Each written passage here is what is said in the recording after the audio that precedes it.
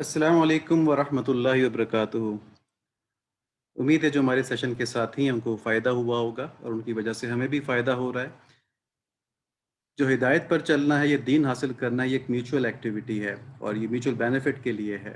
इसमें हमें एक दूसरे के लिए दुआ भी करते रहना चाहिए कि या अल्लाह, ये जो हम कोशिशें कर रहे हैं, जो लोग सीखने की कोशिश कर रहे हैं, जो सिखाने की कोशिश कर रहे हैं, इन सबको अल्लाह ताला कबूल फ़रमाएँ और इन सबको आला हिदायत नसीब फ़रमाएँ। आमीन।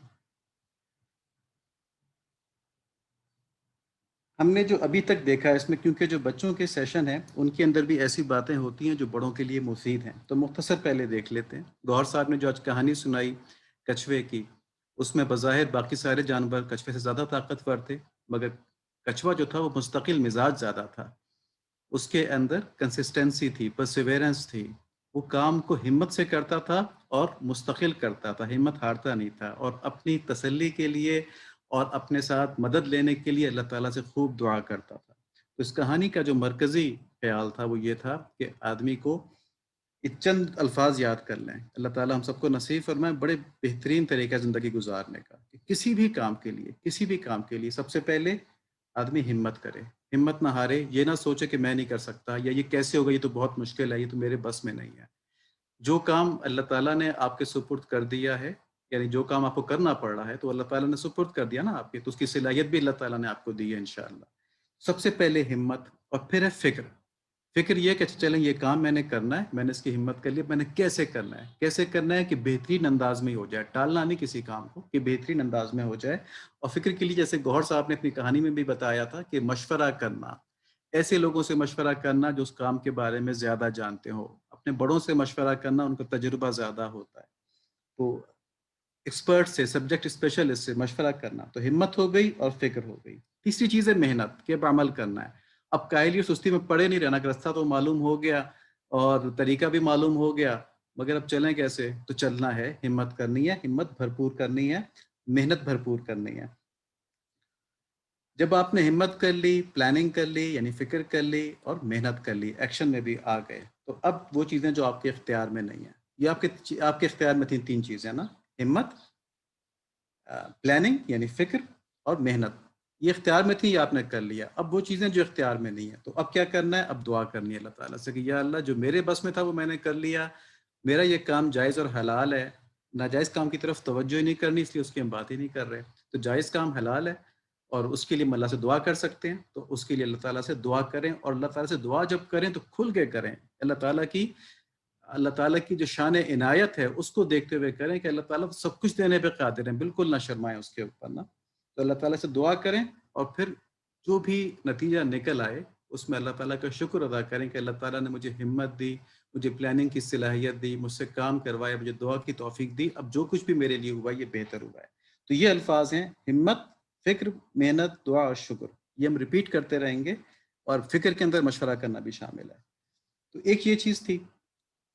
एक तकबीर तहरीमा का तरीका बताया जो बड़ों के लिए भी ज़रूरी है। पिछली दफ़ा भी गौहर साहब ने बताया था, उसको रिकॉर्डिंग देखी जा सकती है और उसमें जो रिकॉर्डिंग देख लेंगे आप, उसमें जो ख़ास गलतियाँ आजकल होती हैं, एक ये होता है कि चेहरा झुका लेते हैं तकबीर तहरीमा कहते वक़्त ना। मतलब सिर्फ़ नज़र झुकानी है, नज़र सजदे की जगह पे करनी है, चेहरा क़िबला की तरफ करना है, चेहरा नहीं झुकाना।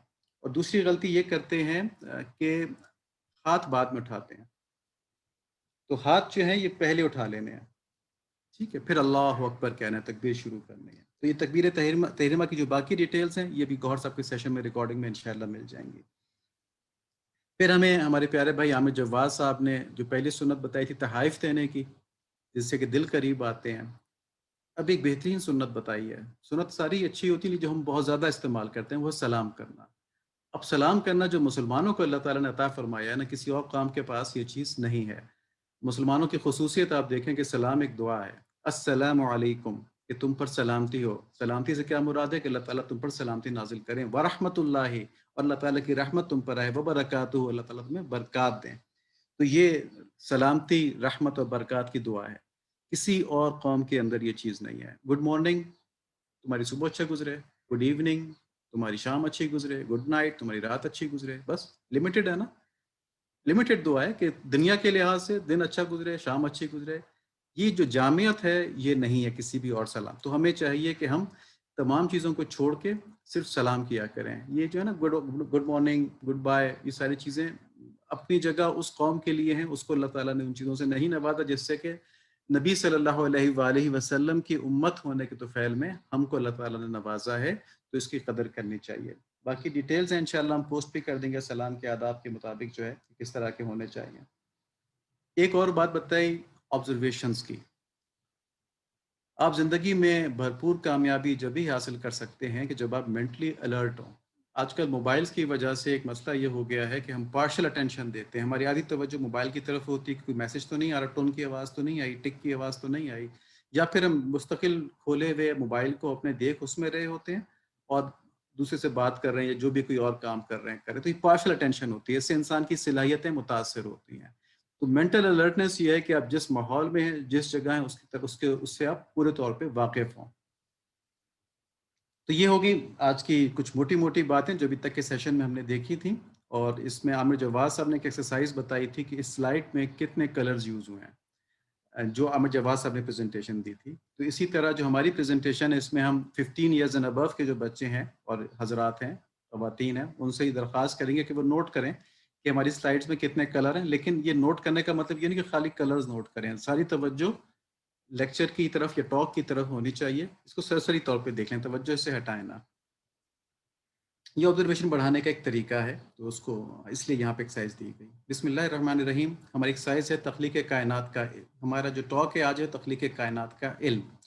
और पहले हमने साइंस की बुनियाद पे देखा था कि कायनात यानी यूनिवर्स कैसे क्रिएट की गई है, तख्लीक की गई है। आज हम वही की बुनियाद पर देखेंगे इंशाअल्लाह। मकसद हमारा क्या है? मकसद हमारा ये है कि अपने आप को पहचानें, अपने मकाम को पहचानें। आज हम जो हैं, जो कर रहे हैं, उसकी बहुत ज़्यादा डिपेंडेंस इस चीज़ पर है कि हम क्यों हैं, ठीक है? क्या हम एक लग्ज़ूरियस लाइफ़ गुज़ारने के लिए हैं, पैदा किए गए हैं इसलिए? तो ठीक है, फिर हमें खूब कमाना चाहिए, खूब खाना चाहिए। लेकिन हमारा मकसद कुछ और है, तो उसको जानने के लिए हम पहले देखेंगे कायनात अल्लाह ताला ने क्यों बनाई है और कायनात का मकसद क्या है और उसमें हमारी प्लेसमेंट क्या है। तो इसके लिए हम देख रहे हैं। लेकिन पिछले हफ्ते हमने देखा कि कायनात की तख्लीक के बारे में जो साइंस है वो हमें कुछ थेरीज देती है, कुछ अंदाजे बताती है, लेकिन कोई हतमी बात, कोई फाइनल बात नहीं बता सकती कि कायनात कैसे वजूद में आई। और क्यों नहीं बता सकती? क्योंकि उसकी लिमिटेशंस हैं, उससे आगे वो नहीं देख सकती इसलिए। तो साइंस सिर्फ मैटर की क्रिएशन के बारे में अंदाज़ा लगाती है कि ये मैटर किस तरह क्रिएट हुआ है, बिग बैंग के थ्रू है, प्लाज्मा थ्योरी है, और बहुत सी चीज़ें हैं। लेकिन कायनात किस लिए बनाई गई है, इसका खालिक कौन है और किस तरह का है, ये बातें साइंस नहीं बता सकती। इसमें कोई साइंस की बुराई नहीं है कि ये मतलब नालायक है साइंस, ऐसी बात नहीं है। साइंस का जो काम है उसमें वो बहुत महारत से अपना काम करती है। ये उसका काम ही नहीं है क्योंकि ये उसके रेंज से बाहर है। जैसे कोई 2 क्लास का बच्चा अगर एमएससी फिजिक्स का पेपर हल ना कर पाए तो हम ये नहीं कहेंगे 2 क्लास का बच्चा नालायक है, हम ये कहेंगे उसकी रेंज से बाहर है। तो साइंस वो उलूम है, ये जान लेना चाहिए हमको कि जो इंसान अपनी सलाहियतों से जान सकता है, जिसके लिए कि अल्लाह ताला ने इंसान को फैकल्टीज दी हुई हैं कि वो समझ सकता है, चीज़ों को जान सकता है, देख सकता है, ऑब्जर्व कर सकता है, फील कर सकता है और उनको एनालाइज कर सकता है। तो इन फैकल्टीज के साथ जिन चीज़ों को इंसान जान सकता है वो साइंटिफिक नॉलेज है, साइंसी उलूम है।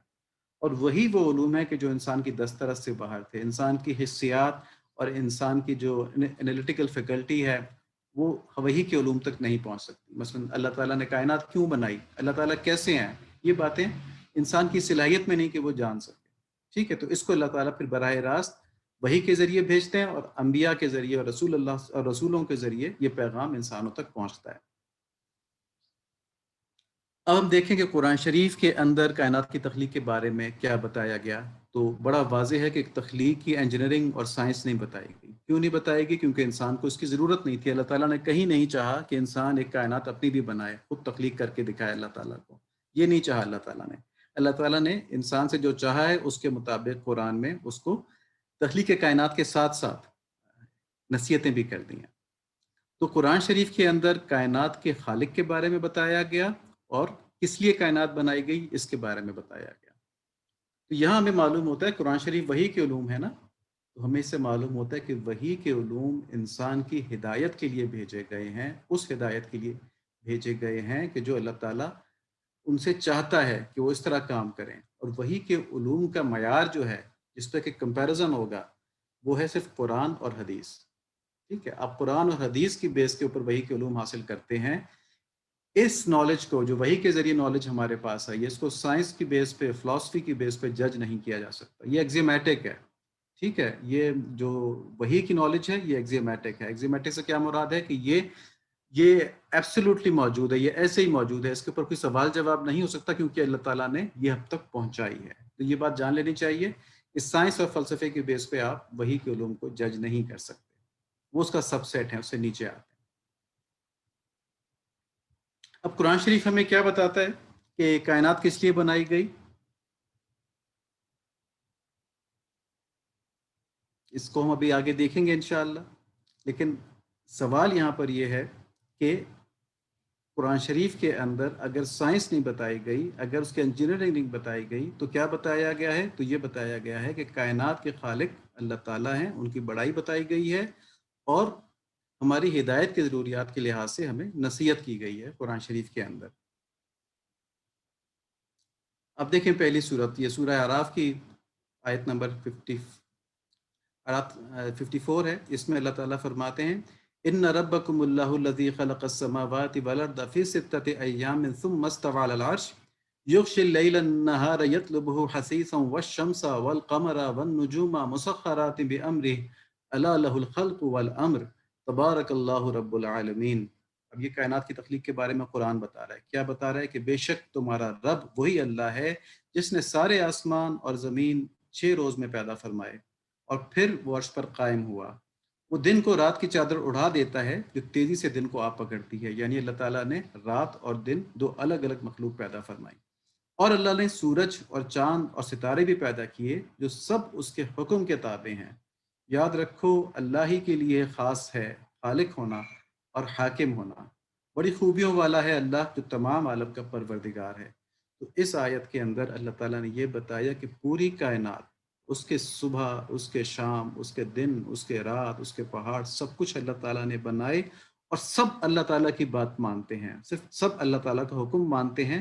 हुक्म सिर्फ अल्लाह ही का मानना है, और अल्लाह ताला बड़ी खूबियों वाले हैं। तो इस आयत में ही इंसान को अपनी कुछ लिमिटेशंस का पता चल जाता है। जैसे 6 दिन में बनाए तो कैसे बनाए, और अर्श पर कायम हुए अल्लाह ताला तो कैसे कायम हुए, ये वो बातें जिनको इंसान नहीं समझ सकता। तो अल्लाह ताला ने इस आयत में इंसान को उसकी लिमिटेशंस भी बता दी कि तुम इन बातों से ज़्यादा इस चीज़ को नहीं जान सकते, तुम सिर्फ इतना जान लो ये सब कुछ मैंने बनाया है, और सब मेरी बात मानते हैं, तुमने भी मेरी बात माननी है, और मैं बहुत ज़्यादा खूबियों वाला हूँ। ठीक है, तो ये खालिक के बारे में पता चल गया कुरान के ज़रिए। और फिर अल्लाह ताला फरमाते हैं सूरह हूद के अंदर, वहुवल्लज़ी खलक़स समावाति वल अर्द फ़ी सित्तति अय्यामिन व कान अर्शुहु अलल मा लियब्लुवकुम अय्युकुम अहसनु अमला। अल्लाह ही वो है जिसने 6 दिन में आसमान और ज़मीन को पैदा किया, और उसका अर्श पानी पर था। देखें यहाँ पर भी एक बात कह दी कि अर्श पानी पर था, यानी कि आप इसकी कैफियत नहीं समझ सकते, कोई इंसान, कोई साइंस इसकी कैफियत नहीं समझ सकती। तो ये साबित करता है कि वही के उलूम जो हैं वो इंसान की सलाहियत से बाहर हैं, उसको वो बातें वैसे ही माननी पड़ती जैसी बता दी गई हैं।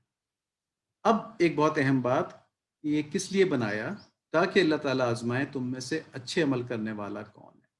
लियब्लुवकुम अय्युकुम अहसनु अमला, तुम में से अच्छे अमल करने वाला कौन है। तो हमारी और कायनात की तख्लीक का मकसद क्या बताया यहाँ पर, कि ये देखा जाए कि हम में से कौन अच्छा अमल करता है। तो ये सारा प्रोग्राम जो हमारा है ना तरबियत का, ये इसलिए है कि इस दुनिया में रहते हुए हम अच्छे अमल करके अपने इस मकसद को पूरा कर लें। तो अब समझ में आया कितना अहम है ये बात कि हम हिदायत हासिल करें।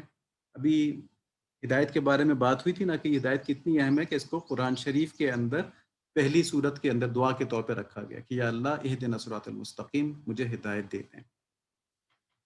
ये जो बच्चे स्लाइड से खेल रहे हैं ना, ये खेले नहीं बल्कि सुने, गौर से सुने इसको ना।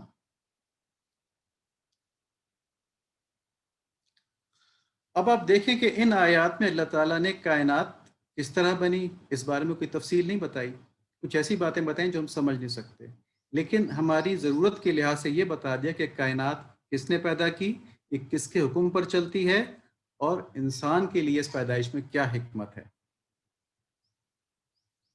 तो क्या बताया कि हर चीज़ के बनाने वाले सिर्फ अल्लाह ताला है। अब ये बात 9 साल से कम उम्र के बच्चों के लिए भी इम्पोर्टेंट है, اور بس اس سے بڑے بچوں کے لیے بھی امپورٹنٹ ہے، یہ ہر انسان کے لیے امپورٹنٹ ہے کہ ہر چیز کے بنانے والے جب اللہ تعالیٰ ہیں تو صرف ہمیں اللہ تعالیٰ کی بات ہی ماننی چاہیے، اس کے علاوہ ہمیں نہ کوئی فائدہ پہنچا سکتا ہے کوئی، اور نہ کوئی نقصان پہنچا سکتا ہے۔ تو جب ہمیں صرف اللہ تعالیٰ کی بات ماننی چاہیے تو ہمیں کیا کرنا چاہیے؟ ہمیں صرف نیک اعمال کرنے چاہیے، برے اعمال نہیں کرنے چاہیے، کیونکہ یہ کائنات اسی بات کی آزمائش ہے، ہماری تخلیق اسی بات کی آزمائش ہے کہ کون اس دنیا کے اندر، اس کائنات کے اندر، ان رنگین چیزوں کے اندر اپنے آپ کو گم کر لیتا ہے، ختم کر لیتا ہے اور خالق کی طرف توجہ نہیں کرتا، اور کون ایسا ہے جو ان سب چیزوں کے اندر ان سب چیزوں کو استعمال کرتا ہے لیکن اللہ تعالیٰ کی رضا کے لیے کرتا ہے۔ تو اللہ تعالیٰ نے فرمایا کہ ہم نے آسمان اور زمین اس لیے بنائے تاکہ ہماری آزمائش ہو کہ کون نیک عمل کرتا ہے اور کون برے عمل کرتا ہے۔ کائنات کیوں بنائی گئی اس کو تھوڑا سا ریپیٹ کر لیتے ہیں، لیکن اس میں ایک خاص چیز ہمیں دیکھنی ہے اس دفعہ نا، کہ اللہ تعالیٰ کی ذات مبارکہ اتنی حسین اور اتنی کامل ہے کہ ہم اس کا تصور بھی نہیں کر سکتے ہیں۔ اللہ تعالیٰ سے حسین کچھ بھی نہیں ہے، جتنا حسن آپ کو کائنات میں نظر آتا ہے، ٹھیک ہے، جس سے کئی دفعہ ہماری آنکھیں پھٹی کی پھٹی رہ جاتی ہیں، اتنی خوبصورت منظر، اتنی خوبصورت چیز، اتنے خوبصورت کپڑے، اتنا خوبصورت زیور، اتنا خوبصورت پرندہ، ٹھیک ہے، لیکن یہ سب حسن جس نے پیدا کیا ہے اس کا اپنا حسن کیا ہوگا ہم سوچ ہی نہیں سکتے، انفائنائٹلی زیادہ ہوگا۔ تو اللہ تعالیٰ نے چاہا کہ وہ اپنی خوبصورتیوں کا اظہار فرمائے، کیونکہ اس سے پہلے تو کوئی مخلوق نہیں تھی نا، جب اللہ تعالیٰ نے تخلیق نہیں کیا تھا، چنانچہ اللہ تعالیٰ نے مخلوق پیدا فرمائی۔ تو مخلوق کے پیدا کرنے کا مقصد کیا ہوا کہ جو مخلوق ہے وہ اپنے رب کا حسن ان کی صفات اور شان کے ذریعے آبزرو کرے، مشاہدہ کرے، اور اس حسن کو دیکھ کے ان سے محبت میں مبتلا ہو جائے۔ ٹھیک ہے، یہ ایک شاعرانہ بات ہے، اس کو بہت سمجھنا چاہیے کہ ہماری تخلیق کا مقصد اپنے رب کو پہچاننا ہے۔ یہ انشاءاللہ آگے ہم قرآن شریف کی روشنی میں بھی دیکھیں گے۔ اور پہچاننے کا مطلب کیا ہے کہ جو پہچانے گا وہ اپنے رب کے حسن کا بھی معرفت حاصل کر لے گا۔ اللہ تعالیٰ کا حسن ایسا ہے کہ جو اس کا ذرہ بھی دیکھ لینا تو ان سے محبت کیے بغیر نہیں رہ سکتا۔ تو اس لحاظ سے دیکھا جائے تو ہماری پیدائش کا مقصد اللہ تعالیٰ کی محبت پیدا کرنا ہے اپنے اندر۔ اور ہم نے پچھلی مرتبہ دیکھا تھا کہ اللہ تعالیٰ کی محبت کے بغیر انسان دین پر پورا کا پورا چل بھی نہیں سکتا، اور اس پہ انشاءاللہ ہم ابھی ایک رائٹ اپ بھی پوسٹ کریں گے، تو سارے حضرات وہ پڑھ لیں تو یہ کنسیپٹ ان پہ کلیئر ہو جائے گا انشاءاللہ۔ اب ایک بات اور دیکھنی ہے کہ مخلوق تو اس لیے پیدا فرمائی نا کہ اللہ تعالیٰ کو پہچان کے اللہ سے محبت کرے، تو اللہ تعالیٰ فرماتے ہیں، اور یہ ہم آگے دیکھیں گے کہ ہر مخلوق کو اپنے اپنے درجے کے لحاظ سے اللہ تعالیٰ کی معرفت اور محبت ہے، اور اس معرفت اور محبت میں مدہوش ہو کے، مخمور ہو کے وہ اپنے اپنے انداز میں اللہ تعالیٰ کی تعریف کر رہی ہے۔ سبحان اللہ و بحمدہ، سبحان اللہ العظیم۔ ہم بھی یہ پڑھ لیں، آپ سب بھی پڑھ لیں میرے ساتھ، سبحان اللہ و بحمدہ، سبحان اللہ العظیم۔ اللہ تعالیٰ پاک ہیں، انہی کی تعریف ہے، اللہ تعالیٰ پاک ہیں، وہ عظیم ہیں۔ اب دیکھیں اللہ تعالیٰ کیا فرماتے ہیں، ہم دیکھ رہے ہیں کہ خالق سے جو اللہ تعالیٰ کی مخلوق کو محبت ہے نا، وہ سورہ بنی اسرائیل ہے، اس میں اللہ تعالیٰ فرماتے ہیں تسبح له السماوات السبع والارض ومن فيهن وان من شيء الا يسبح بحمده ولكن لا تفقهون تسبيحهم انه كان حليما غفورا۔ اس ساتوں آسمان اور زمین اور جو بھی ان میں ہے سب اسی اللہ کی تسبیح کر رہے ہیں۔ ٹھیک ہے، یعنی مخلوقات میں ایسی کوئی بھی چیز نہیں ہے جو اللہ تعالیٰ کو یاد نہ کر رہی ہو، پاکیزگی اور تعریف کے ساتھ ان کا ذکر نہ کر رہی ہو۔ ہاں، اللہ تعالیٰ آگے فرماتے ہیں کہ یہ صحیح ہے کہ تم ان کی تسبیح کو نہیں سمجھ سکتے، یعنی ہمیں تو نہیں پتہ کہ یہ پتھر کس طرح تسبیح کر رہے ہیں، کہ اللہ فرما رہے ہیں کہ یہ کر رہے ہیں، اور آگے فرمایا کہ اللہ تعالیٰ بڑے بردبار اور بخشنے والے ہیں۔ تو یہاں اللہ تعالیٰ نے اپنی محبت کی دعوت دی نا ہم کو، کہ دیکھو کائنات کے اندر جو کچھ بھی ہے، ساتوں آسمان اور زمین اور کے اندر جو کچھ بھی ہے، وہ سب میرا ذکر کر رہا ہے، محبت کے ساتھ میری پاکیزگی بیان کر رہا ہے۔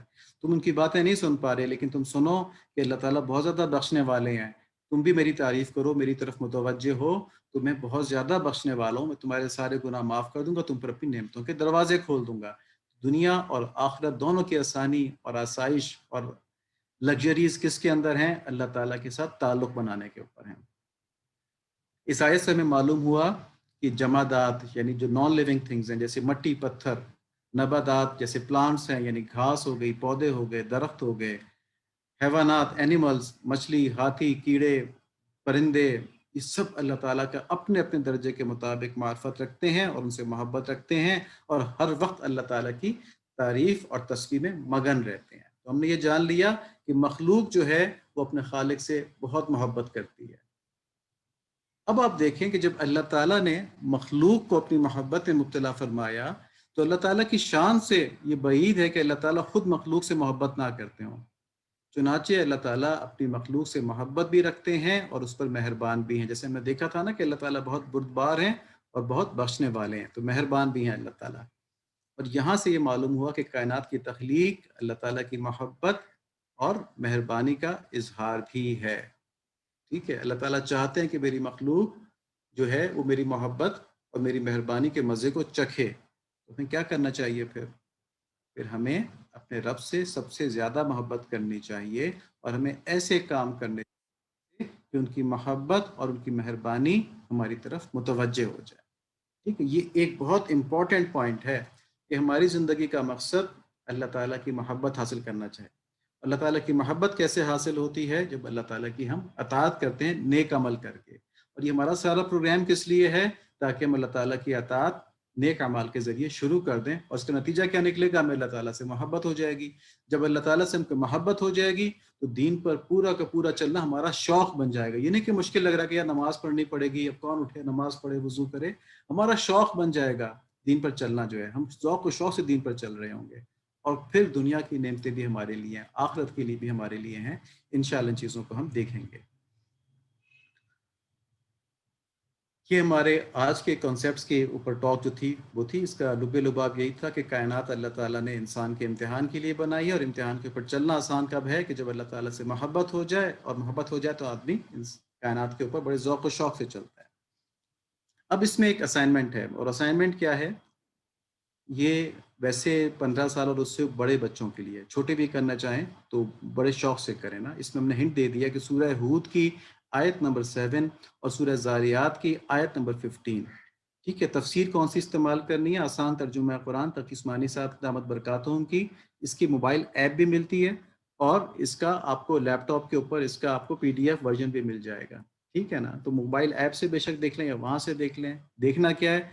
آپ نے 1 یا 2 صفحے لکھنے ہیں کہ کائنات میں انسان کی پیدائش کا کیا مقصد ہے، اور اللہ تعالیٰ نے کائنات کیوں پیدا فرمائی ہے، ان 2 آیتوں کو دیکھتے ہوئے۔ ٹھیک ہے انشاءاللہ، تو یہ ضرور لکھنا ہے، اس سے آپ کو کافی چیزیں کھولیں گی اور لکھنے کی پریکٹس بھی ہوگی۔ دیکھیں ہماری کوشش یہاں پر ہے کہ ہم اپنی جتنی صلاحیتیں اللہ تعالیٰ نے دی ہیں ان سب کو استعمال کریں۔ تو لکھنے کی صلاحیت، سوچنے کی صلاحیت، پڑھنے کی صلاحیت، یہ سب چیزیں اس سے آئیں گی۔ اس کو کیجول نہیں لیں، اس کو کر کے دیکھیں۔ بے شک بھیجنا نہ مطلب اگر بھیج سکیں تو بھیج دیں، بھیجنا مشکل ہو، آپ کے پاس کوئی ایسے سورسز اویلیبل نہ ہو تو اپنے پاس لکھ کے اس کو رکھ لیں۔ اب جو لوگ پہلے شامل نہیں ہو پائے تھے، عامر جواد صاحب نے اس کے بارے میں بتایا تھا کہ ہمارے اندر بہتری صرف اسی صورت میں آئے گی جب ہمیں اس بہتری کی طلب ہوگی، اور اس بہتری کی طلب ہمیں کب ہوگی؟ جب ہم اللہ تعالیٰ سے مانگیں گے۔ ٹھیک ہے، مانگ کے دکھائیں گے۔ طلب کب شو ہوتی؟ طلب کب شو ہوتی؟ جب ہم مانگ کے دکھاتے ہیں۔ تو یہاں پہ ہم نے ایک دعا بتائی ہے، اہدنا الصراط المستقیم صراط الذین انعمت علیہم غیر المغضوب علیہم ولا الضالین آمین۔ اس سونے سے پہلے کم از کم 3 مرتبہ۔ اس نے پہلے بتایا تھا کہ آپ 1 مرتبہ بھی پڑھ سکتے ہیں مگر وہ پھر ذوق شوق شو نہیں ہوتا، تو 2 مرتبہ پڑھ سکتے ہیں مگر 2 ایون نمبر ہے، اللہ تعالیٰ کو آڈ نمبر پسند ہے، تو کم سے کم 3 مرتبہ ہو گیا۔ زیادہ جتنی دفعہ مرضی پڑھنا چاہیں، 5 دفعہ 7 دفعہ، اس میں کوئی پابندی نہیں ہے، لیکن اس کو ہدایت کی دعا سمجھ کے مانگیں۔ اور دیکھیں کتنی امپورٹنٹ دعا ہے کہ قرآن شریف کی ابتدا بھی اس سے ہو رہی ہے، سورہ فاتحہ سے، اور ہر نماز میں ہر رکعت میں ہم سورہ فاتحہ پڑھتے ہیں۔ تو جب بھی آپ نماز پڑھیں کوشش کریں کہ ہر رکعت میں جب آپ اہدنا الصراط المستقیم پڑھ رہے ہوں تو آپ کے ترجمے کی طرف دھیان چلا جائے کہ یا اللہ مجھے بھی ہدایت دے دیں، اور کوئی اپنے آپ کو ہدایت پر مکمل نہ سمجھے، کیونکہ دیکھیں یہ دعا تو انبیاء علیہ السلام بھی مانگتے تھے۔ سورہ فاتحہ تو نبی صلی اللہ علیہ وآلہ وسلم بھی اپنی نمازوں میں پڑھتے تھے، تو ان کے درجات کی ترقی کے لیے یہ تھی۔ تو ہمارے لیے کیا ہے کہ ہم اپنی ہدایت کے درجات کی ترقی کے لیے مستقل یہ دعا مانگتے رہیں۔ یہ مت سوچیں کہ ہمیں مستقل ساری ہدایت مل گئی، ضرورت نہیں مزید کی۔ ٹھیک ہے،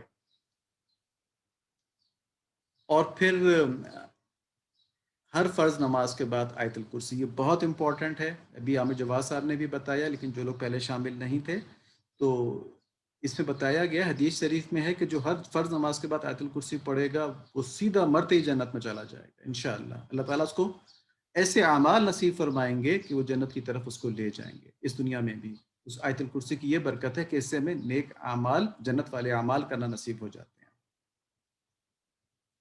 اس کے بعد 15 ایئرز اینڈ ابو کے لیے پچھلی والی چیز ہی ہے کہ سب سے پہلے سوچیں کہ آج کون سا کام بہترین کیا، کون سا کام سب سے برا کیا، اور پھر اسی وقت یا اگلے دن جب سو کر اٹھیں دونوں باتیں لکھ لیں۔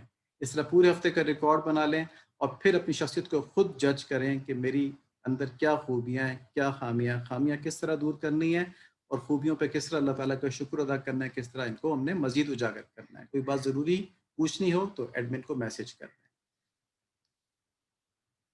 دوسرا، اپنی رائٹنگ اسکلز بڑھانے کے لیے، اپنی انالیٹیکل اسکلز بڑھانے کے لیے، اپنی آبزرویشن بڑھانے کے لیے اور اپنی سوچنے کی صلاحیت بڑھانے کے لیے اس ہفتے میں آپ غور کریں کہ کوئی بھی دلچسپ واقعہ ایسا ہوا جس سے کہ آپ متاثر ہوئے ہوں، اس کو لکھ لیں 1 یا 2 صفحے، اور وہ اگر آپ واٹس ایپ کر دیں تو ہم سب کو اس کا فائدہ ہوگا انشاءاللہ۔ اور پھر آخر میں ہمارا طرز زندگی صرف نیک کام کرنا، ہر کام اپنی بہترین صلاحیتوں کو بروئے کار لا کر کرنا۔ نبی صلی اللہ علیہ وآلہ وسلم نے فرمایا بے شک اللہ تعالیٰ نے ہر کام کو اچھے طریقے سے کرنا ضروری قرار دیا۔ یہ مسلمانوں کا موٹو ہونا چاہیے کہ ہم آفس میں کام کر رہے ہیں، ہم اسکول میں کام کر رہے ہیں، ہم گھر کے اندر کام کر رہے ہیں، ہر کام اچھے طریقے سے کریں، ہر کام خالص اللہ کی رضا کے لیے کریں، اور ان 3 چیزوں میں جو کمی رہ جائے اس پہ اللہ تعالیٰ سے توبہ کرتے رہیں۔ اللہ تعالیٰ ہماری زندگیوں کو قبول فرمائے۔ تو یہ جو اسائنمنٹ سے کر لیجئے گا، ہمیں بھی دعاؤں میں یاد رکھیے گا، اور خوب محنت سے اس کام کے اوپر چلیے گا۔ اللہ تعالیٰ ہم کو سب کو توفیق نصیب فرمائے کہ ہم بہترین مسلمان بن جائیں۔ اللہم صلی علی سیدنا مولانا محمد النبی الامی وعلی آلہ وصحبہ وبارک وسلم تسلیما کثیرا کثیرا۔ اللہم لک الحمد کلہ ولک الشکر کلہ ولک الملک کلہ ولک الخلق کلہ بیدک الخیر کلہ والیک یرجع الامر کلہ نسألک الخیر کلہ ونعوذ بک من الشر کلہ۔ یا اللہ تمام تعریفیں آپ کے لیے اور ساری قدرت آپ کے لیے، ہمیں ہر خیر نصیب فرما دیجئے۔ آپ سے ہم درخواست کرتے ہیں کہ جملہ خیر جو آپ کے پاس ہے ہمیں نصیب فرما دیجئے، اور ہر شر سے ہمیں پناہ نصیب فرما دیجئے۔ آمین بحرمت النبی الکریم علیہ وعلی آلہ الصلاۃ والتسلیم۔ السلام علیکم ورحمۃ اللہ وبرکاتہ۔